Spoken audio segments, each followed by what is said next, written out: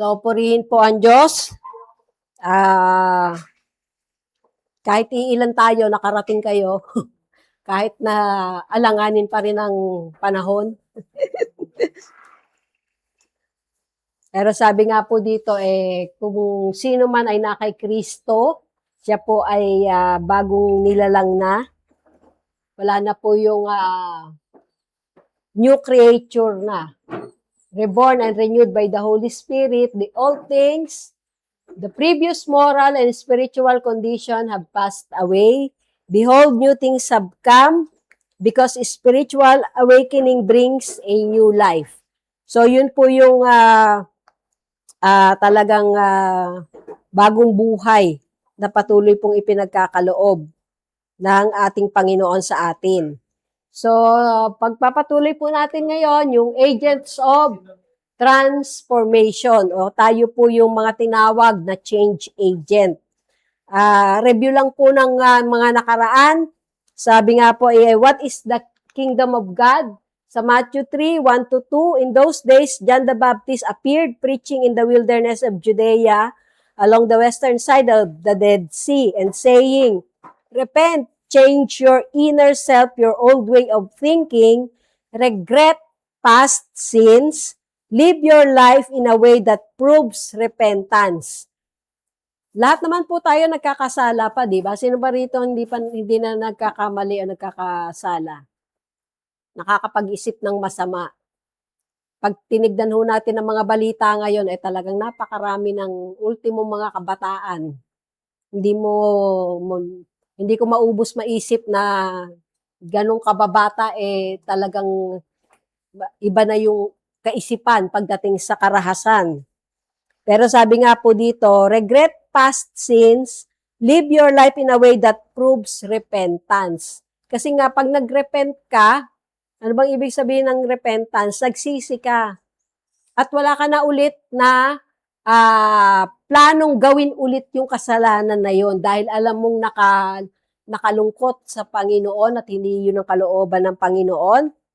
So, kasama doon, yung seek God's purpose for your life, for the kingdom of heaven is at hand. So, yun po yung, sabi nga, pwede tayong nabubuhay ngayon pero hindi natin alam, ano ba yung purpose ng buhay natin? Sino po dito yung may alam na yung purpose ng buhay niya? Ayan. Okay. So, meron ng dalawang nakakaalam dito. Yung iba. Okay? So, alamin po natin, ano po yung purpose ng Panginoon? Hindi lang para mabuhay ka, makapag-aral, makapagtrabaho. Pero ano yung purpose ng Panginoon? At kasama na nga ho dyan, yung pinag-uusapan natin na ngayon. Nasabi nga what is the kingdom of God? Matthew 4:17, from that time, Jesus began to preach and say, repent, change your inner self, your old way of thinking. Ayan. Yung mga lumang kaisipan natin about sa ating sarili. Bakit ba tayo nilikha ng Panginoon? Regret past sins. Live your life in a way that proves repentance. Seek God's purpose for your life, for the kingdom of heaven is at hand. At makikita po natin na, sabi nga po ano po ang kingdom of God? It simply means God's government, rulership, and reign of God in our life. And we need to go back to the highest way of thinking. So, kasama po dyan yung the art of thought, yung pong critical thinking, analytical thinking, creative thinking, logical reasoning, yan, problem solving. Sa mga nanonood po ng ang tawag dito, ng impeachment. O, di ba?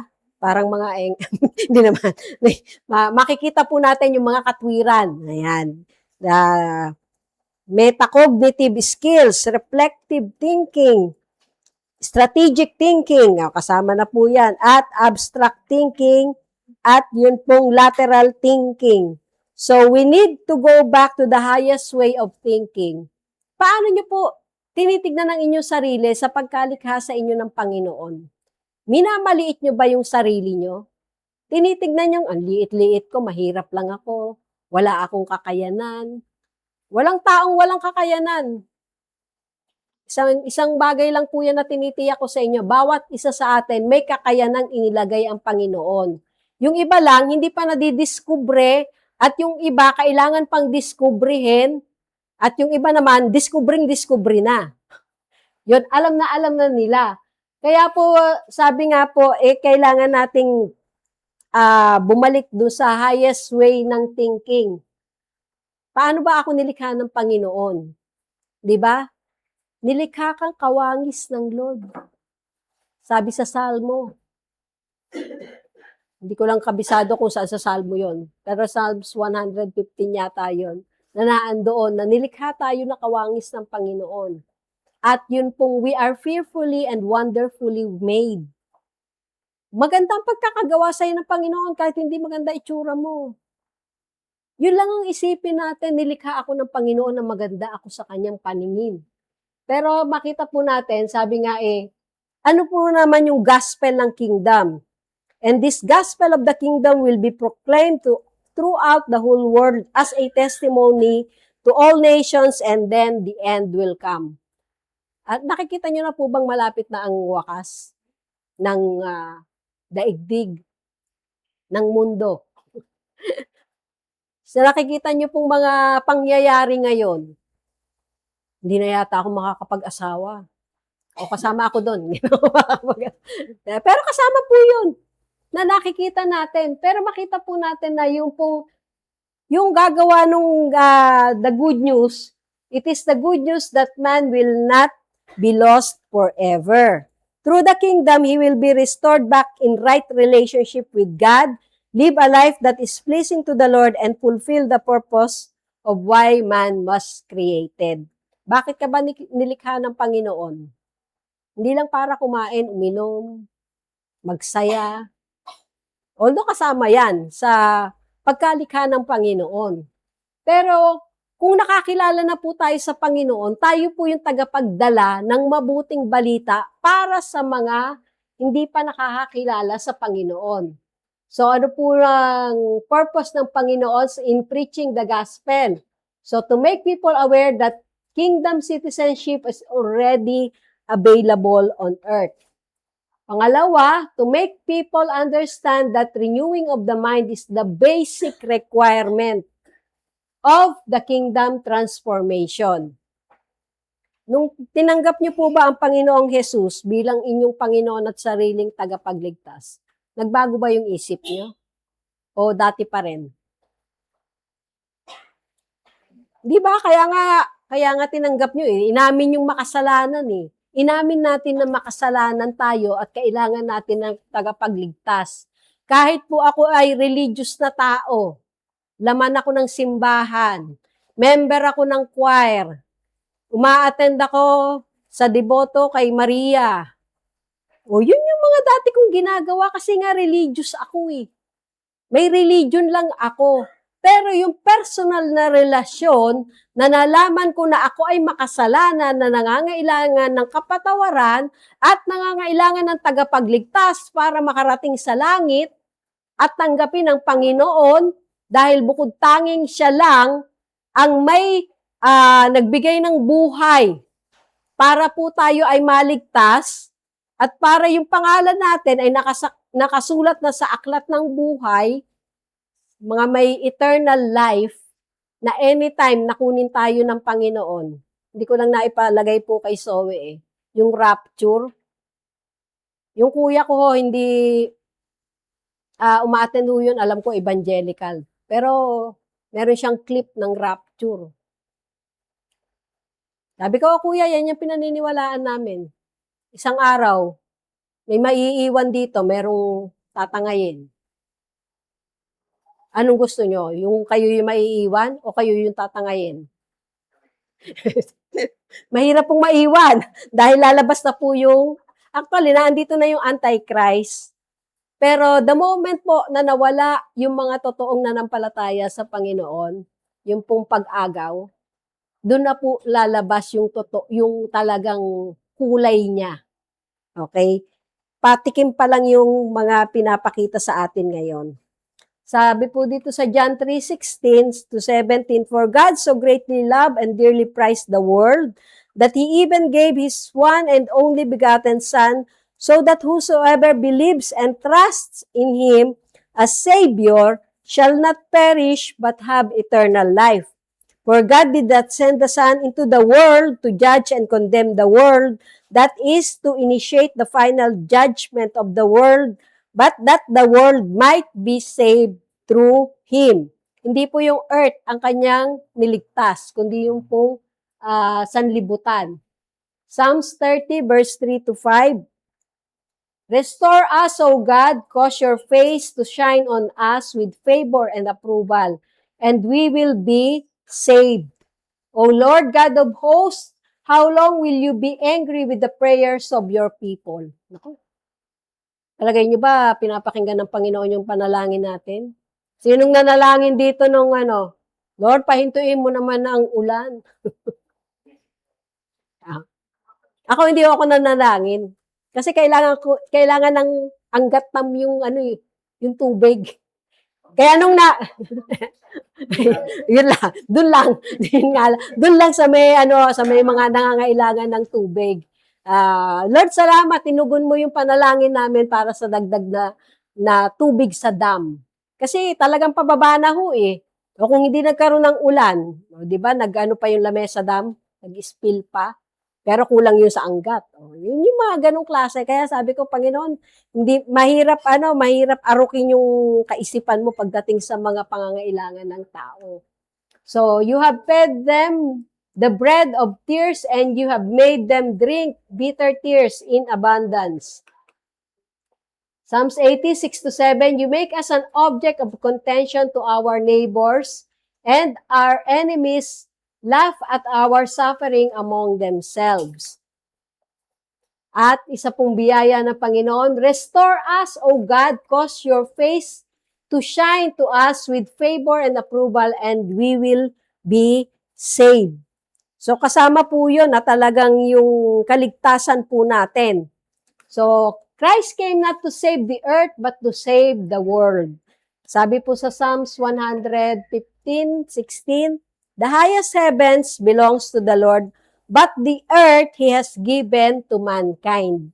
Kaya binigay po sa atin ito ng Panginoon, kailangan pangalagaan natin. Psalms 24 verse 1, the earth is the Lord's and the fullness of it, the world and those who dwell in it. So ito po yung makita natin na talagang yung mundo po ang ililigtas ng Panginoon. Although kasama na rin kung nakikita po natin yung pagsira ng tao sa kalikasan na ultimo yung mga bundok na talagang gumuguho. Yan. Kaya sana bago kami pumunta ng Baguio maayos na po yung daanan. Ayan. So isang biyaya po ng Panginoon. Sabi nga po, before God created man, everything that man needs from the day he was created until the day of consummation of all things in Christ has been put by God on the earth. So wala na pong pangangailangan natin na kulang. Binigay na po ng Panginoon lahat. Bakit lang nagkukulang? Bakit nagkukulang? Dahil hindi po naging maayos yung pamamahala. Okay? So, ayan. Mula na ulit. Kaya, murong-urong na lang kayo dito at wala na tayong dyan. So, man must become a good steward, manager of the earth, so that he will not be lacking in anything and everything. Sabi po ni Pastor Wilbert Butial. Kasi nga, ibinigay na po lahat ng Panginoon sa atin kaya lang, dahil nga po hindi tayo nagiging mabuting katiwala. Sabi nga po, yung mga maliliit na bagay na ipinagkatiwala sa atin ng Panginoon, gaano po natin napapamahalaan ng maayos. Okay? Tinitignan din po ng Panginoon yung stewardship kasi natin. Sabi dito po sa Romans 8:18-21, I consider that our present sufferings are not worth comparing with the glory that will be revealed in us. In us, hindi to us. In us. For the creation waits in eager expectation for the children of God to be revealed. For the creation was subjected to prostration, not by its own choice, but by the will of the one who subjected it, in hope that the creation itself will be liberated from its bondage to decay and brought into the freedom and glory of the children of God. So meron pong pag-asa, hindi po mabubulok lahat, hindi po matutunaw lahat. Yun nga lang talagang kailangan pong may gawin din ng tao. Sabi nga po dito,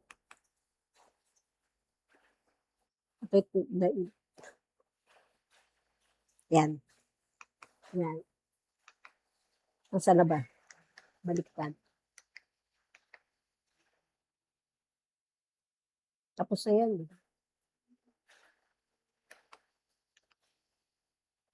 Yan. Wala si because of sin. Wala. Sabi po dito, because of sin, Satan brings disorder to this world. He contaminates the world with his nature. Kaya kung makikita nyo po, na talagang, ayan, galit na si yeah, diba?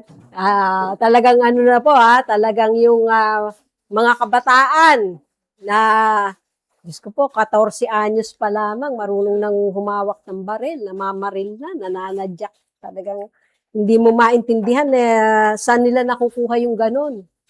Baka yung mga sumusobra ng laro sa mga naglalaro rin kayo. Yun. So, yun. Yung mga ganong klase po ba, na hindi dinidisiplina ang sarili. Yan. Kasama ho ako dyan, na nahilo ako dahil yung water water level lang. Naglaro lang ako noon. Sumakit ang ulo ko. Yun. So, maglaro man ako, may limit ako. Halimbawa, during lang ng pagkakain ko ng tanghalian, titignan ko yung oras. So, kasama ho yun. Binigyan naman tayo ng Panginoon ng kakayanan na magdisiplina sa ating sarili. Hindi ho kailangan, mga bata, syempre, kailangan ng disiplina ng magulang. Pero habang nagkakaedad na kayo, matuto na rin kayong magdisiplina sa inyong sarili at huwag umasa sa iba. 2 Corinthians 4:4, sabi nga, the God of this age has blinded the minds of unbelievers. Ngayon, meron ba sa grupo natin na unbelievers pa din? Meron po. Yung hindi naniniwala kung ano yung sinasabi ng Panginoon. O unbeliever din. Maaaring sabi mo, hindi, umaattend naman ako dyan eh. Kaya lang, ano yung pinaniniwalaan mo? So that they cannot see the light of the gospel that displays the glory of Christ who is the image of God. So isang bagay po ng Panginoon na makita natin, the world and all of God's creation are crying for transformation to take place. This transformation will surely come to pass and the church is the only mandated agency on earth to make it happen. Kung paano pong sinabi sa Revelation 11:15, pakibasa nyo nga po.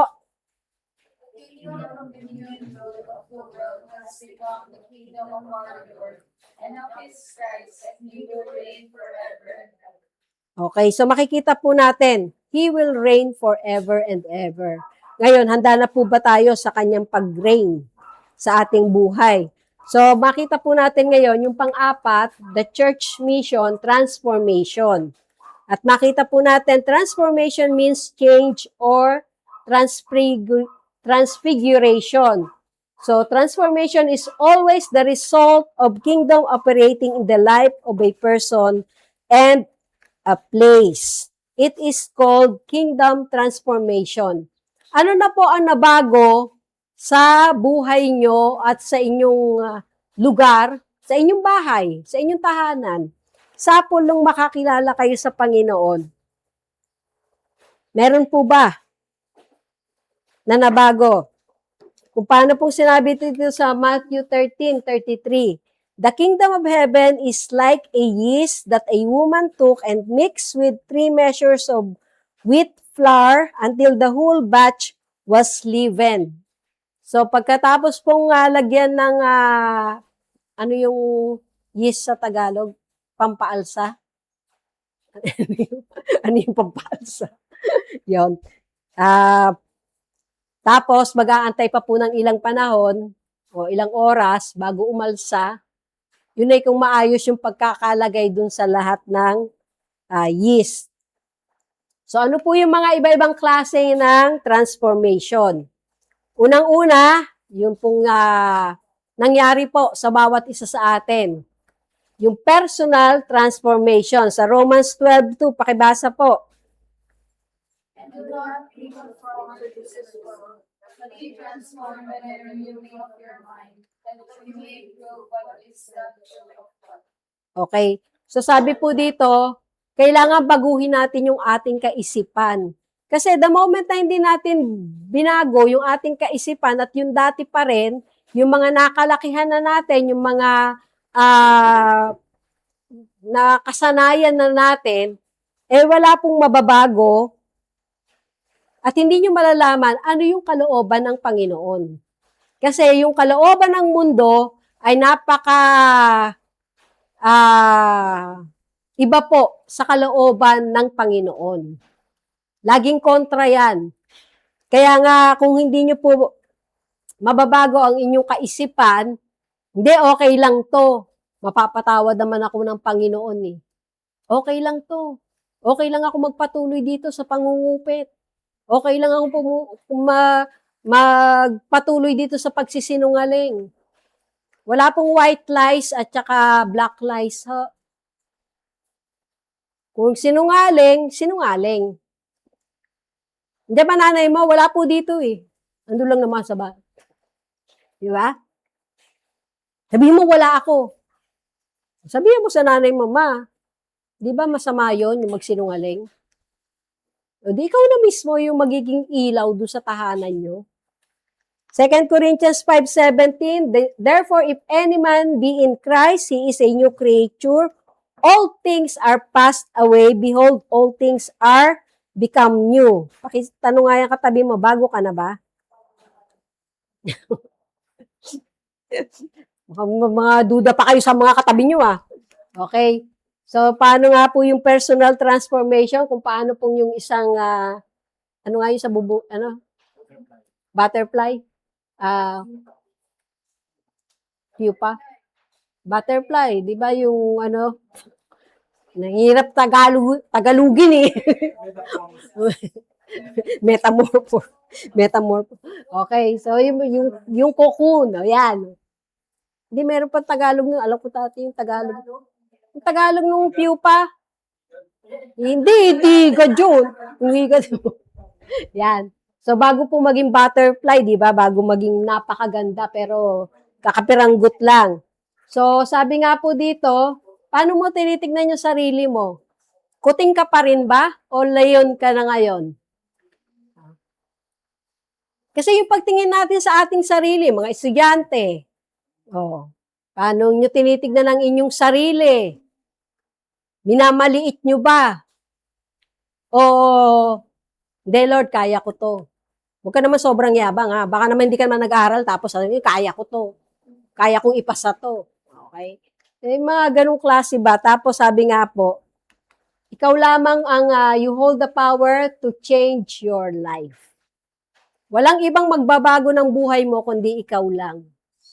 Pwedeng tulungan ka ng mga mahal mo sa buhay, pero yung pinakagagawa ng desisyon na magkaroon ng pagbabago sa buhay mo, ako kinakausap ko ang sarili ko sa dito. Kasi ako lang mag-isa nagmamanage ng diabetes ko eh. So kung gusto ko nang mababa lang ang sugar ko, hindi ako kakain ng chichirya. Kasi nung minsan kumain ako ng chichirya, umabot ng 560 ang glucose ko ng hapunan. Hindi ako kakain. Kumain man ako, konti-konti lang. Pero yung pagka na-miss ko kasi, ayun, binanatan ko ng kain. Taas. At sinasanay ko na po ang sarili ko ngayon sa red rice. Talagang mababa po sa glucose. So, kasama po yun. Then, pangalawa, bukod doon sa personal transformation, Sabi nga, kayo po yung magdidesisyon kung anong gusto nyong baguhin sa inyong buhay at kung paano nyo titignan ang inyong sarili. Tinitignan nyo bang malakas kayo, may kakayanan kayo, o tinitignan nyo kuting lang kayo? Di ba? So, tignan nyo po yung sarili nyo, paano kayong nilikha ng Panginoon at yung mga kakayanang inilagay sa inyo ng Panginoon. Pangalawa, communal transformation. Kasama na po dyan yung family, friends, business, work, city. Kung paano po si Zacchaeus sa Luke 19 verse 8. But Zacchaeus stood up and said to the Lord, "Look, Lord, here and now I give half of my possessions to the poor, and if I have cheated anybody out of anything, I will pay back 4 times the amount." Okay? So sino po ang magsasabi, may kakaya na magsabi ng ganon. Sana sa mga politiko natin ngayon, yung mga nagnakaw ng bilyon, merong biglang tumakbo sino ba tatakbo rito sa kasama po yan sa marketplace na natin sa gobyerno. Kaya kung kayo ay alam yung meron kayong mga inilagay ang Lord sa inyo na tumakbo ka kahit barangay captain man lang, simulan mo. SK, Sangguniang Kabataan. No? Sa maliliit na bagay, simulan nyo. At pag napatunayan ng Panginoon na sa maliit na bagay, mapagkakatiwalaan ka, bakit hindi ka iaakyat? So, this story of a community transformation tree illustrates what I think is needed to make radical change happen. Change that will benefit everyone as we meet the challenges of our time. Magkakaiba po kasi yung panahon natin eh. 'Di ba? Yung sa impeachment, yung magkaibang generation na lawyer nag-aaway. Si De Lima tsaka si yung bata-bata, 'di ba? Kasama po din yun eh. Kahit po sa mga pastor, may mga ganun din. Yung mga magkakaiba ng generation. Pero mas kalmado po ang mga pastor pagka may mga pagtatalo. Dahil nagkakaintindihan po. Yan. So, kasama po dyan na, ano ba yun? So, yung community transformation, are you working to change your community for the better? Ano pong ginagawa nyo sa community nyo? Pag nagtatapon ng basura yung inyong kapitbahay. Kakausapin nyo ng maayos. Yan. Huwag nyo ipagkakalat muna. Kakausapin muna ng maayos. Yung mga unang hakbang. So, pangatlo, national transformation. Matthew 28:18-20. Then Jesus came to them and said, "All authority in heaven and on earth has been given to me. Therefore, go and make disciples of all nations, baptizing them in the name of the Father and of the Son and of the Holy Spirit, and teaching them to obey everything I have commanded you. And surely I am with you always to the very end of the age." So, yan lang po yung pangako ng Panginoon. Go and make disciples of all nations. Tapos, ibabaptize them in the name of the Father, of the Son, and the Holy Spirit, and teaching them. So, yun po yung tatlong parte na kailangan. Teaching them to obey everything I have commanded you. At yun ang kanyang pangako. Surely, I am with you always to the very end of the age. So, kung gusto nyo na kasama natin ang Panginoon hanggang sa very end of the age, huwag naman tayo maiwan lahat ha. Ma-rapture rin naman tayo. Okay? Asahan natin yung rapture at mas mahirap po pag naiwan, pag naandyan na yung Antichrist. So, yun pong national transformation ay makita natin na sabi nga yung identifying the challenge and establishing yun pong interim targets. Kasama na po doon yung developing initiatives, developing detailed implementation plan, At yun pong promoting transparency at auditing, continually improving. So makita po natin, even sa mga kumpanya nyo, sa business nyo, i-identify nyo po at ano yung mga kinakailangang mga pagbabago na gawin, na kailangang hakbangan. Then pang-apat, global transformation. So Revelation 11:15, yung the kingdom of the world has become the kingdom of our Lord and of His Messiah, and He will reign forever and ever. Yun pong pagbabalik ng Panginoon, sabi nga, dito po siya maghahari sa lupa eh. Hindi naman doon sa langit lang eh. Babalik nga siya dito sa lupa eh. Hindi natin alam kung paano paano maghahari dito sa lupa. Pero na-amaze ba kayo? Kanina habang naghihintay ako ng sasakyan ko eh, yung gumagalaw lang na ulap, amazed ako, Lord. Parang nakikita ko na isang araw na andyan ka nakasakay ka dyan sa ulap. Diyan ka nakatayo. Pag ikaw ay muling magbabalik. Diba? Kasi hindi naman lahat ng ulap gumagalaw eh. Nakakita lang ako at na-amaze din ako doon na mas mataas pa yung lipad ng eroplano doon sa ulap. Yan. Makikita natin. So, yun po yung mga ganong klase na makita nyo na yung ma-appreciate nyo. Kahit yung, kung may nakikita pa kayong mga bukirin. Mga bukirin talaga eh. Wala, puro ano na ngayon eh, puro subdivision na tinatayo eh, sa mga bukirin eh. Okay, so ma-appreciate po natin. At kasama po dyan, sa global transformation, sabi nga po, kingdom transformation starts at the heart of a person. It can affect the communities where he belongs.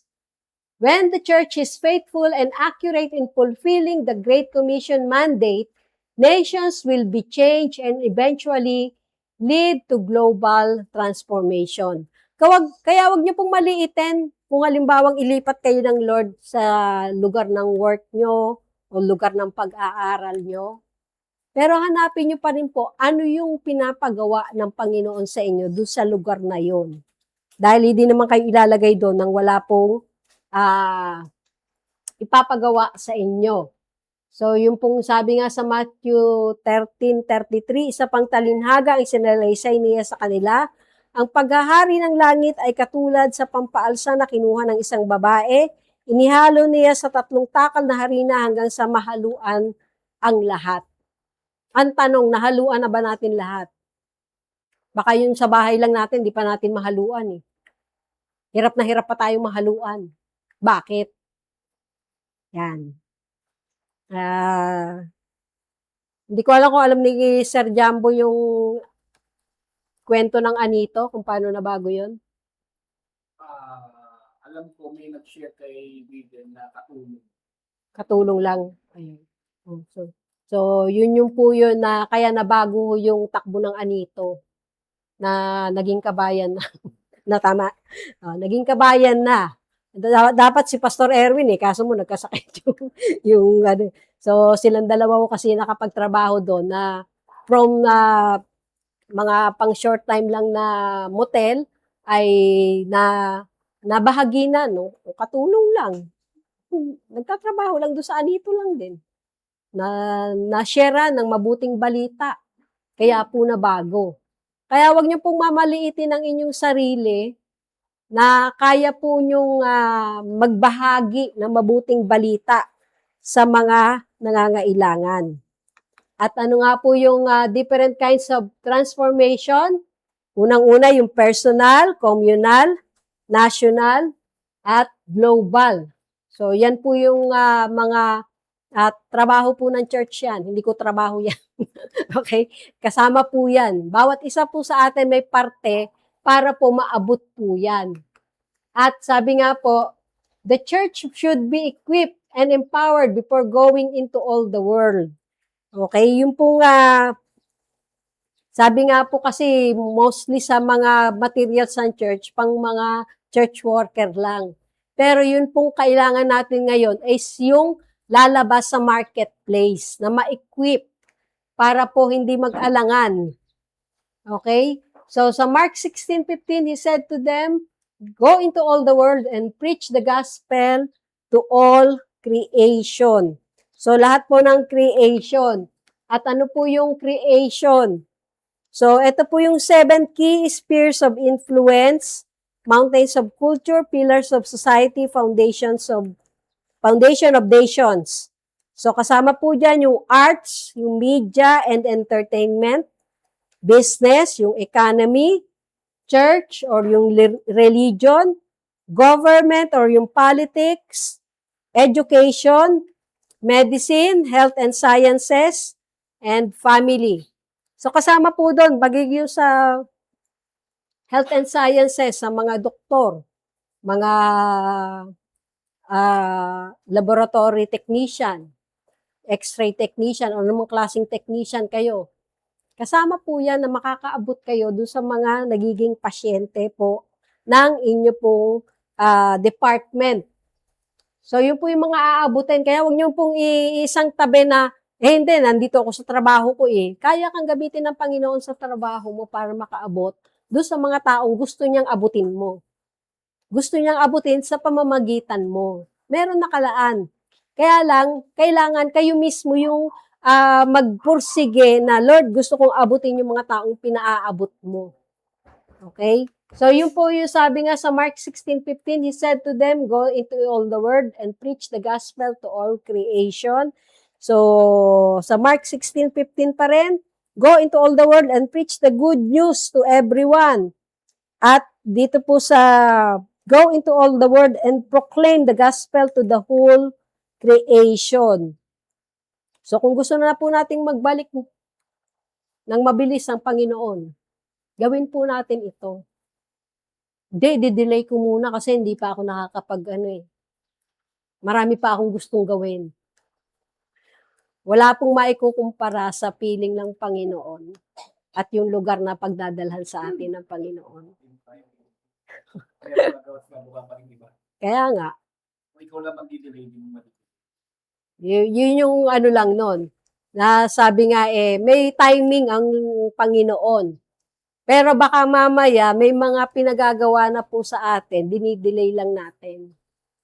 Di ba, baka mamaya may mga pinapupuntahan sa'yo. May taong pinapupuntahan sa'yo, dinidelay mo yung pagpunta. Ikaw yung naka-assign doon ng Lord. Kumbaga may mga appointment po tayo eh. May mga appointed na tao sa atin na ating aabutin. At meron din pong appointed time. Kailan yung appointed time ng Panginoon? Dito po sa Matthew 9:35-38, Jesus went through all the towns and villages, teaching in their synagogues, proclaiming the good news of the kingdom, and healing every disease and sickness. When he saw the crowds, he had compassion on them because they were harassed and helpless, like sheep without a shepherd. Then he said to his disciples, "The harvest is plentiful, but the workers are few. Ask the Lord of the harvest, therefore, to send out workers into his harvest field." So, may mga ha-harvestin na po, kaya lang walang magha-harvest. Kaya yun po yung ipinanalangin ni Matthew. Na sabi nga po sa Matthew 10:16, "Behold, I send you out as sheep in the midst of the wolves. Therefore, be wise as serpents and harmless as doves." So, makita po natin dito, sabi ni Pastor Wilbert, the key to national transformation is the discipling of people in these 7 spheres of influence. Kaya po hindi namin kayo inaawat kung ano yung gusto nyong kurso, provided lang na makita nyo ano yung nais ng Panginoon doon sa kinukuha nyong kurso para magawa yung kalooban niya sa buhay nyo. Yung purpose niya. Lalo na po itong purpose natin as a church. So, the church must rise up, change our religious mindset, and be intentional in equipping believers with messages and strategies that are relevant to the need of the people in these mountains of cultures. So, yung hindi ka po mag-share ng hindi po naaayon, halimbawa, sa business. So, mag-aaral ka ng mga scripture na makikita mo na merong kaugnayan sa business. So, kasama po yun. So, the church is the only institution under heaven mandated by God to bring this transformation. So, the earth is created by God and was given to man to manage it. So, pinagkatiwalaan po tayo ng Panginoon i-manage ang earth. But man is responsible in creating the world by which they would live. If man will just allow the kingdom and the righteousness of God to fill this world, then the earth will be like heaven to dwell in. So, tinitingnan niyo po ba yung isang araw talagang maranasan natin na mamuhay dito sa mundo na kapareho sa langit? Na tinitignan natin, hindi yun aakyat na lang tayo sa langit, kundi dito sa lupa. Madami pa po, marami pa tayong hindi alam. Pero pinangako na yun ng Panginoon. So sa Matthew 6:10, hindi na pala, your kingdom come, your will be done on earth as it is in heaven. Then letter C, the church should continue to preach Christ to all people. And this gospel of the kingdom will be preached in the whole world as a testimony to all nations, and then the end will come. Naniniwala ba kayo na walang bansa na hindi mababahaginan ng mabuting balita ng Panginoon? At willing ba kayong isa sa magbahagi doon sa lugar na yon? Ayan.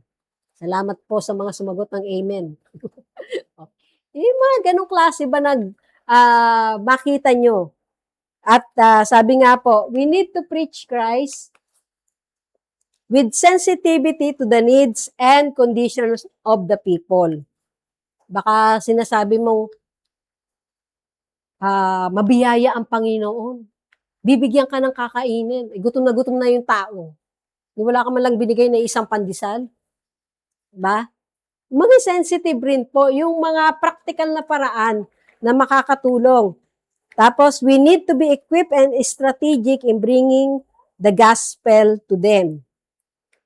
Kaya nga po ako, somehow, pinag-aaralan ko din yung Ilocano Bible, para in case na makapunta ako sa Zambales ulit.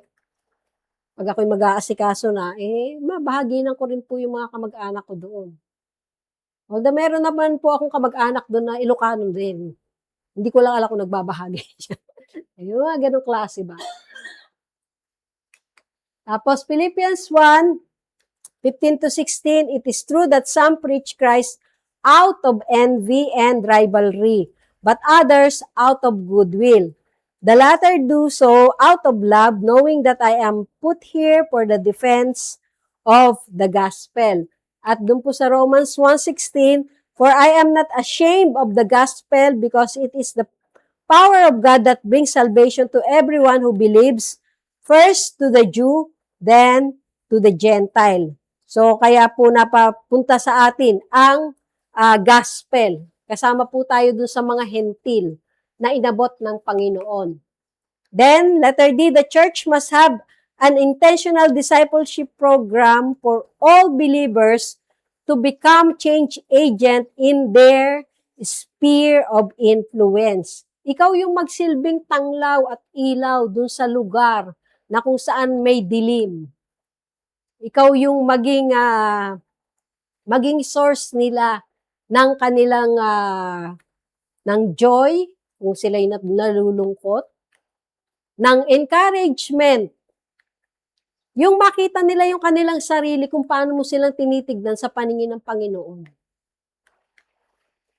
So, kung paano pong sa Mark 16:15, He said to them, Go into all the world and preach the gospel to all creation. Matthew 28:18-20, then Jesus came to them and said, all authority in heaven and on earth has been given to me.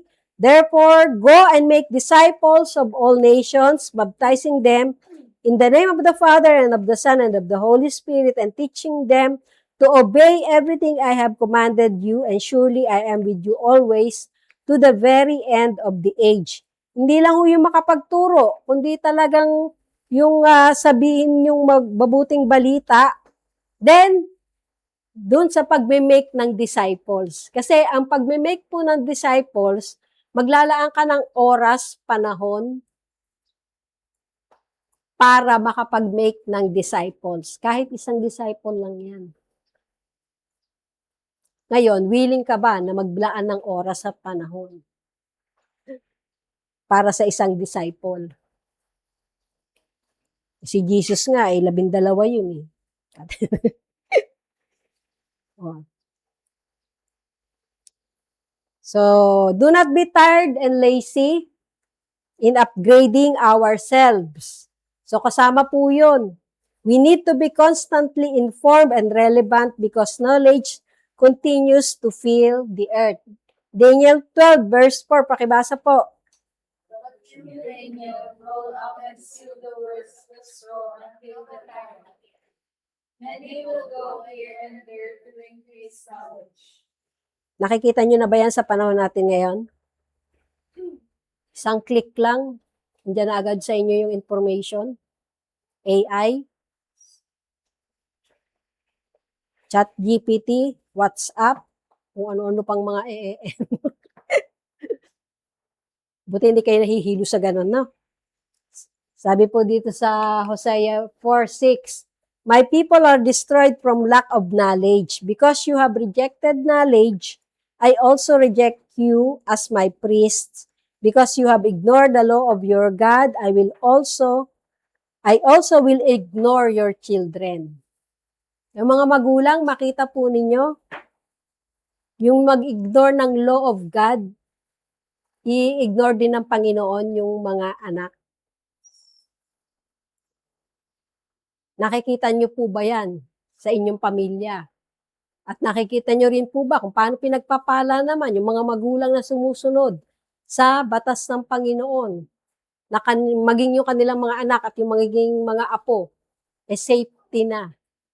Dahil pag magpala ang Panginoon hanggang 4th generation. Nagpapatawad ang Panginoon, pero makita po natin, yun pong yung pagbibigay ng pagtuturo do sa mga magulang. Dinadalaw po yung mga anak.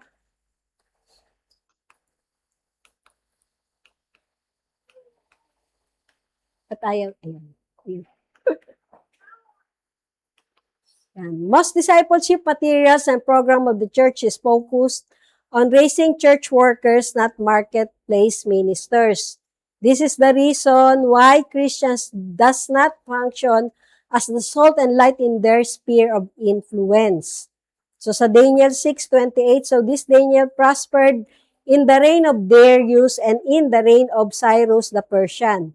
Actually, 3 hari po itong pinagsilbihan ni Daniel dahil laging mabuti siya sa kanya pong pagsisilbi sa mga hari. So, ano po yung mga examples to follow? Si Joseph po uses wisdom and gift of administration to save the world from global famine. And because of that, Pharaoh made him the prime minister of Egypt. Nandiyan ba yan? Yan. Daniel used his ability to interpret dreams and his administration gift. Because of this, he served 4 kings. Ayan, 4 pala. Nebuchadnezzar, Belshazzar, Darius, and Cyrus in 3 empire. So, yung Babylon, Medes, and Persia. So, kasama po yan sa mga napagsilbihan. At makita po natin na kung paanong ang kanilang mga pinagsilbihan. Jesus' disciples were fishermen, businessmen, tax collector, government employees, politician, Joseph of Arimathea, religious people, Nicodemus, military, prostitutes, etc. So, hindi po namimili ng profession ng Panginoon. Yung mga willing lang pong sumunod. Pang-4, Paul ministered to the people in high places, influential, intellectual, and financial authorities. So, pastors and church leaders must be the first one to become a change agent so that they will become an example to follow. Yun pong makita po natin na hindi po enough na maging Christian in politics. We must know how to become a minister to people in government and in politics. Yan po ang sabi ni Pastor Ador Corpus. Dahil doon po siya, at kasama po doon sa panawagan ng taga-Taguig sa mga family altar po, yung 777 na either 7 a.m. or 7 p.m. kayong manalangin. Pero isama nyo po sa prayer, yun pong sila Mayor Lani, Senator Cayetano, Alan Peter Cayetano, at ganun din po yung mismong ng Taguig na isama sa panalangin. And even yung po yung sa barangay nyo ba, sinasama nyo sa panalangin nyo? Sinasama ko sa panalangin namin yung barangay Pascam. Even yung Lehowa, dun sa palibot namin. Sinasama po namin sa panalangin yun. Okay? So, makita po natin na gagamitin po tayo ng Panginoon. At ano po yung 4 major characteristics ng isang agent? A man and woman of conviction, a man and woman of competence, a man and woman of character, and a man and woman of consistency. So, yun pong change agent characteristics. Kasama po dyan yung lifelong learner, system thinker, collaborator, mediator, flexible, organized, excited by new ideas and opportunities, trustworthy, creative, courageous, experienced, and obedient to God. So, kasama po yan sa mga characteristics. Dito po, makita natin si Daniel, a man of conviction. Sabi po dito sa Daniel 1:8, but Daniel purposed in his heart that he would not defile himself with the portion of the king's delicacies, nor with the wine which he drank. Therefore, he requested of the chief of the eunuchs that he might not defile himself. Kayo po ba, pag may mga inuman, mga magkakaklase, barkada, paano nyo po hindi dinidefile ang inyong sarili? Lalo na't alam nyo na yung alcohol sa alak, kamuntik na tayo makainom nung last na Santa Cena natin. Ilang percent? Oh, 7%. Pero yun po ay sa Katoliko nabili ng ate ko, yung wine at saka yung sabi ko 7%, pumiran, taas pala. Ayun lang, yung gano'ng kali. Ayan. Titikman natin. Yun. Yung mga ganong klase po ba na hindi po siya mismo, alam niya kung kanino niya dapat hingin o kanino niya dapat sino yung dapat niyang lapitan para hindi niya po ma-defile yung kanyang sarili. At dito po sa Daniel 3:16 to 18, Shadrach, Meshach, and Abednego answered and said to the king, O Nebuchadnezzar, we have no need to answer you in this matter. If that is the case, our God whom we serve is able to deliver us from the burning fiery furnace, and He will deliver us from your hand, O king. But if not, so meron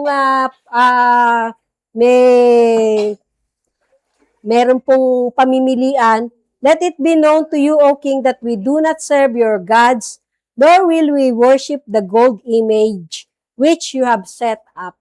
Paano kung dumating sa atin yung panahon na ganun? Naiwan tayo at biglang pinapasamba ka sa mga Diyos-Diyosan. Maipagtatanggol mo ba ang pananampalataya mo na hindi ka sasamba katulad nila Shadrach, Meshach at Abednego? Kaya nga sabi ko, mas maganda yung ma-rapture na tayo kaysa hindi mo kasi sigurado yung sarili mo kung hindi mo sigurado yung sarili mo. Diba? Dito po, makita natin sa Daniel, a man of competence. Daniel 1:18 to 19.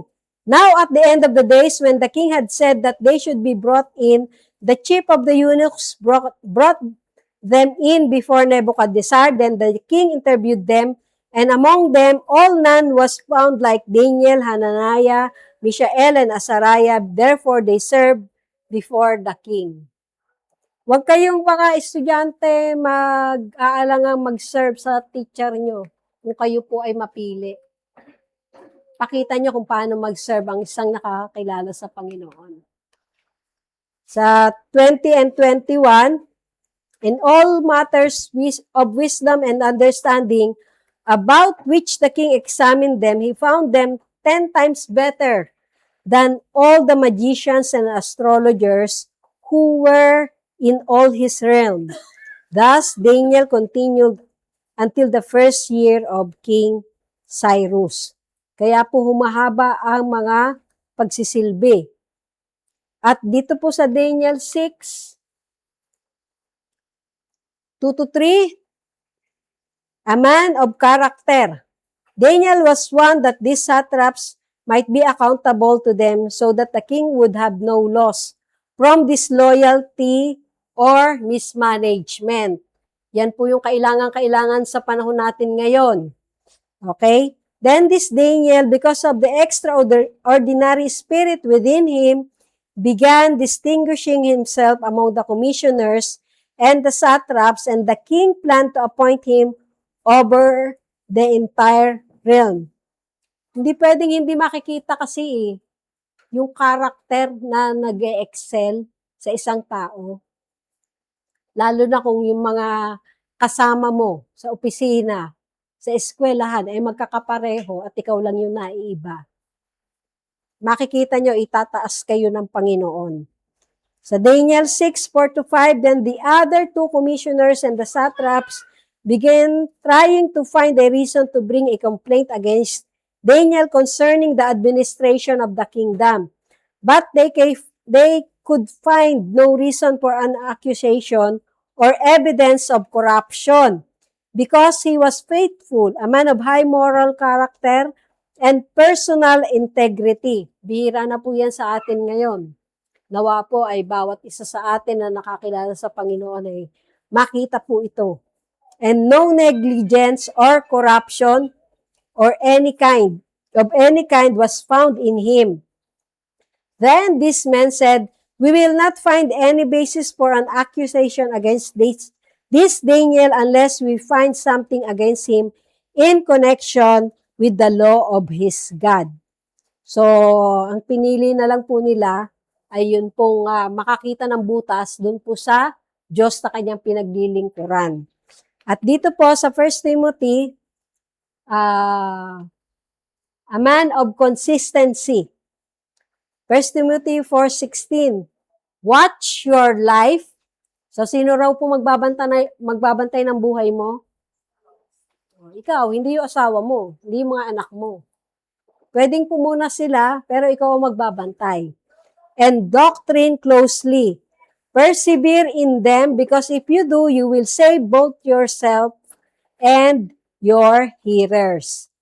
At sabi nga po dito, essential requirements to become an agent. Live in kingdom dimension.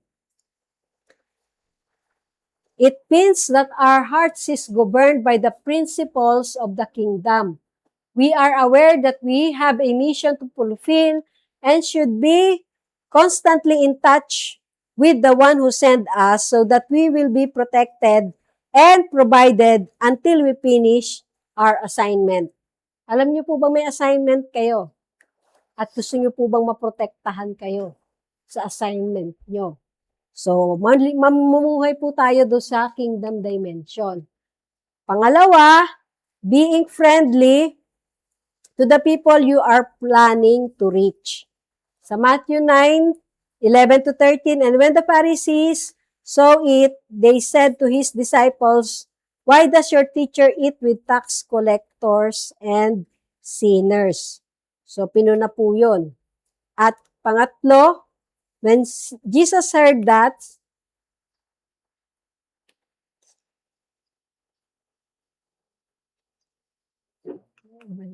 When Jesus heard that, he said to them, "Those who are well have no need of a physician, but those who are sick. But go and learn what this means. I desire mercy and not sacrifice. For I did not come to call the righteous, but sinners to repentance." So the moment na naging righteous na po tayo, hanap naman tayo nung sinners na nangangailangan ng salvation. At patuloy rin po nating dalhin sa Panginoon. Then, ano pa po yung kasunod? Yung pong compassion to the lost. Ano po yung compassion to the lost? When he saw the crowds, he had compassion on them because they were harassed and helpless, like sheep without a shepherd. Then he said to his disciples, "The harvest is plentiful, but the workers are few. Ask the Lord of the harvest, therefore, to send out workers into his harvest fields." Lord, I pray that you will continue to send on the shepherds, Panginoon, upang patuloy po na maging makita po nila at patuloy po magkaroon ng compassion for the lost. Dahil sinabi mo po, the harvest is plentiful, but the workers are few. I'm asking the Lord of the harvest to send out workers into his harvest field. Sa mga na-prepare mo na pong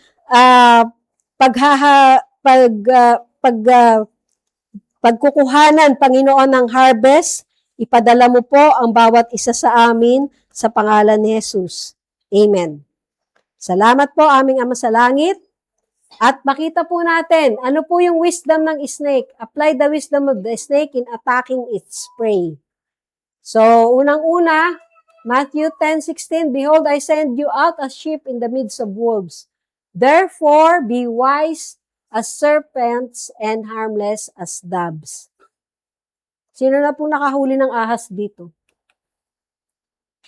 Wala pa? Wala pa. So, una, bulati lang, okay? So, sabi nga po dito, wisdom, snake adapts to the environment. So, dito, sabi sa Luke 5:27-32, after this, Jesus went out and saw a tax collector by the name of Levi sitting at his tax booth. "Follow me," Jesus said to him, and Levi got up, left everything, and followed him. Then Levi held a great banquet for Jesus at his house, and a large crowd of tax collectors and others were sitting with them. So, dito po makita natin, Matthew 10:16, "Behold, I send you out as sheep in the midst of wolves, therefore be wise as serpents and harmless as doves." After this, Jesus went out. Nadoble sa akin. Dito po sa Luke 5:27, baba. Yan.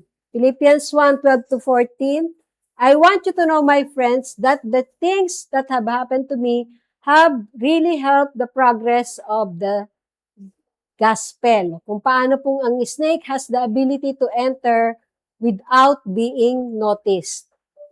As a result, the whole palace guard and all the others here know that I am in prison because I am a servant of Christ.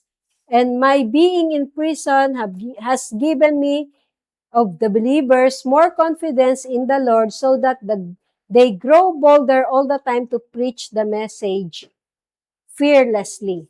So, yan po yung sinabi ni Philip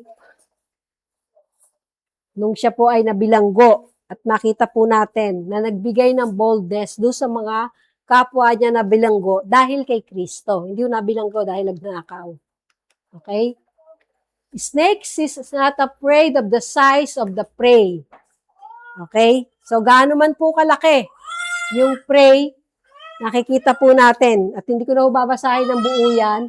Makita po natin si Naaman was commander of the army of the king of Aram, and he was a great man in the sight of his master, and his highly he is highly regarded because through him, the Lord has given victory to Aram. He was a valiant soldier, but he had leprosy. So, nakakita na po kayo ng taong may ketong? Di pa? Punta kayo ng ospital. Hindi, yung nakita ko kasi may ketong, talagang laglag na yung mukha. Yung bukol niya, tapos ang daming bukol talaga dito. Tinignan ng ate ko, sabi ko, ate, anong meron yan? Ketong. Ketong yan? Wala lang, para lang ordinary sa kanya, ketong. Sabi ko, bakit ganyan? Bakit nakalaglag na yung bukol? Talagang laglag na yung kalahati ng mukha. Tapos puro bukol yung mga niya dyan. Sabi, siguro, baka lumala na. Pero hindi siya natatakot. Ba lang natatakot? Okay, so makita po natin dito, with this letter, I am sending my servant Naaman to you so that you may cure him of his leprosy. So, ipinadala po niya si Naaman na meron pong ketong. And as soon as the king of Israel read the letter, he tore his robe and said, am I God? Can I kill and bring back to life? Why does this fellow send someone to me to be cured of the leprosy? See how he is trying to pick a quarrel with me. Pero meron na pong, nagagamot na po ang keto ngayon, di ba? May panggamot sa ketong. Hindi na po ganun kalala katulad nung dati. So, si Elisha po ang pinagagamot dito at nung sinabi niyang lumublob ka sa sa Jordan River ng 7 beses. Nagreklamo pa si Naaman eh. Ba't hindi na lang doon sa malinis-linis na ilog ako pinalubog? Ayan, di ba? Minsan mga ganyan tayo pagka bibigyan ng gamot eh. Bakit hindi na lang itong Kayo mag-alala, ganun din ako. So, the wisdom of the snake is more on his skill in witnessing than we need to acquire, but it should be matched with the right attitude as shown to us by a dove. Gentleness, peace, and hope is what the dove represent, and that character is extremely important in marketplace ministry. So, hindi pwede pong pupunta ka sa marketplace ministry na siga-siga ka. So, kasama po doon sa tinitignan yung character natin. So, essential requirements po to become an agent, live in kingdom dimension. Pangalawa, being friendly to the people you are planning to reach. Pangatlo, compassion to the lost. Pang-apat, apply the wisdom of the snake in attacking its prey. At panglima, be patient in discipling them until they receive the grace that we carry. Kasi minsan, gini-give up agad natin yung dinidisciple natin. Nakakita ka lang ng konting flow. Wag na, tamad-tamad naman yan, laging late. Sinabihan mo na ba na pumunta na maaga? O, diba? Ganong klase. Wag nyo agad i-give up. Lord nga, hindi nag-give up sa kanila, tayo pa. Hindi, may limitasyon lang ang pasensya ko. Kung may limitasyon din kaya ang Lord sa atin. Sabi po sa Ephesians 3:2, surely you have heard that God in His grace has given me this work to do for your good. So makita po natin na talagang sa 2 Timothy, sabi nga po, a loyal soldier of Christ Jesus. As for you, my son, be strong through the grace that is ours in union with Christ Jesus. Take the teachings that you heard me proclaim in the presence of many witnesses and entrust them to reliable people. Yun nga po yung pag-i-entrust sa reliable people who will be able to teach others also. Kaya nga pag titingin kayo ng inyong i-disciple, siguraduhin yung maipapasa din nila sa iba at hindi mananatili sa kanila. So yun po yung makita natin na patuloy na tayo po ay magmasa. Yun pong lebadura ay patuloy po na ipagkaloob natin at patuloy na tayo po ay magbigay ng panahon. Panalangin natin, sino yung gusto nating i-disciple at patuloy na maglaan tayo ng panahon. Amen po ba? O tayo po ay manalangin. Heavenly Father, salamat po sa biyaya mo, Panginoon, na kung paano kami ay magiging agent sa marketplace, Panginoon. Change agent, Panginoon. Dahil kami ay binago mo na at patuloy pang binabago sa araw-araw. Kaya nagpapasalamat po kami aming Ama sa Langit na kung paano kami po ay pinahahayo mo to make disciples, makita mo po sa amin bilang iyong iglesia na amin pong ginagawa ito at hindi ito ipinagpapaliban dahil nakikita na po namin, Panginoon, sa panahon namin na malapit na ang iyong muling pagbabalik. Pagpalain mo po ang bawat isa at salamat po sa kanilang mabuting kalusugan, spirit, soul, and body. At ganun din po, Panginoon, sa mga magkakaloob, ang pagpapala po patuloy para po sa kanilang kabuhayan. At hindi po, Panginoon, na maaagaw ng kaaway ang anumang ipinagkaloob mo po sa kanila, sa amin, sa bawat isa sa amin, Panginoon. Patuloy daw, we trust in you, Panginoon, na hindi mo po kami pagkukulangin dahil bago mo pa lamang kami nilikha, pinagkaloob mo na po sa amin, Panginoon, ng lahat ng aming mga pangangailangan.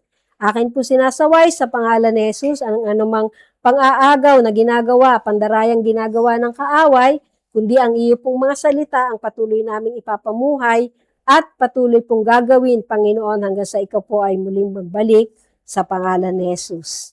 Amen. Amen.